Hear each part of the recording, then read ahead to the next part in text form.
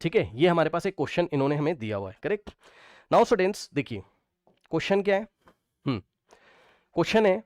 A circular coil n number of turns, है ना, तो नंबर ऑफ टर्न्स कितने हैं हमारे पास, n है, n नंबर ऑफ टर्न्स है, सर्कुलर कॉइल है, होगा भाई, हम क्या करें, रेडियस हमारे पास कितना है, r है, ठीक, रेडियस हमारे पास कितना है, r है, ठीक, कैरीज अ करंट i, ठीक, करंट हमें स्मॉल i दिया हुआ है, करंट हमें क्या दिया हुआ है बताइए, स्मॉल i करंट हमें दिया हुआ है, work done in rotating this coil in an external magnetic field from θ1 to θ2, ठीक, from θ1 to θ2, correct students, okay. तो समझिए जरा ध्यान से, अगर हम इस कॉइल को θ1 से θ2 पे रोटेट करें, वो क्या कहना चाहते हैं, समझ रहे हो बात को, वो कहना चाहते हैं कुछ, वो ये कहना चाहते हैं, समझिए जरा ध्यान से, कि ये हमारे पास मैग्नेटिक फील्ड है, ये टॉप व्यू है मान लीजिए, है ना, और कोई कॉइल है, होगा, हम क्या करें, ठीक है, तो कोई कॉइल मान लीजिए इस तरीके से है, कोई कॉइल इस तरीके से है, तो वो लोग ये कहना चाहते हैं कि इसका जो मैग्नेटिक मोमेंट आपका बन रहा था ना, ये इस तरीके से, ठीक, तो मैग्नेटिक मोमेंट और हमारे पास मैग्नेटिक फील्ड, ठीक है, के बीच में कुछ ना कुछ एंगल होगा, तो हमने क्या किया, इस मैग्नेटिक मोमेंट को θ1 से θ2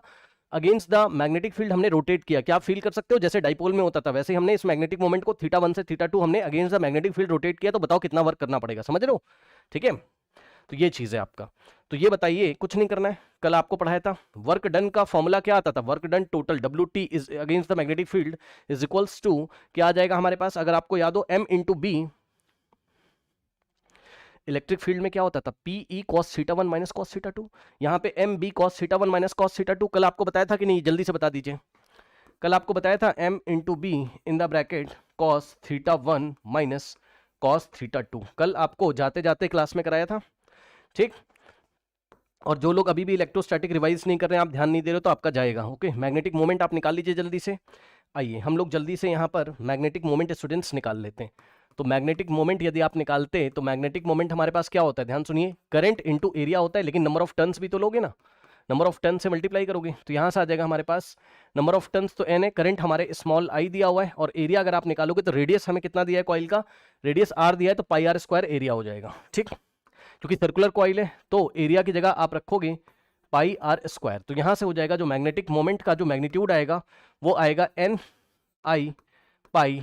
r स्क्वायर, ठीक। अब आइए, तो मैग्नेटिक मोमेंट जो आ गया, m का वैल्यू कितना है भाई, चेक करना जरा, n i pi r square, ठीक, तो n i pi r square, फिर मैग्नेटिक फील्ड b है, और cos θ1 कितना दिया है 0 डिग्री, और θ2 कितना है हमारे पास 90 डिग्री, ठीक, θ1 0 से θ2 90, बहुत आसान, देखिए क्वेश्चन आपके एग्जाम में आए हुए क्वेश्चन है, ठीक। अब देखिए cos 90 होता है 0, तो ये तो खत्म हो जाएगा,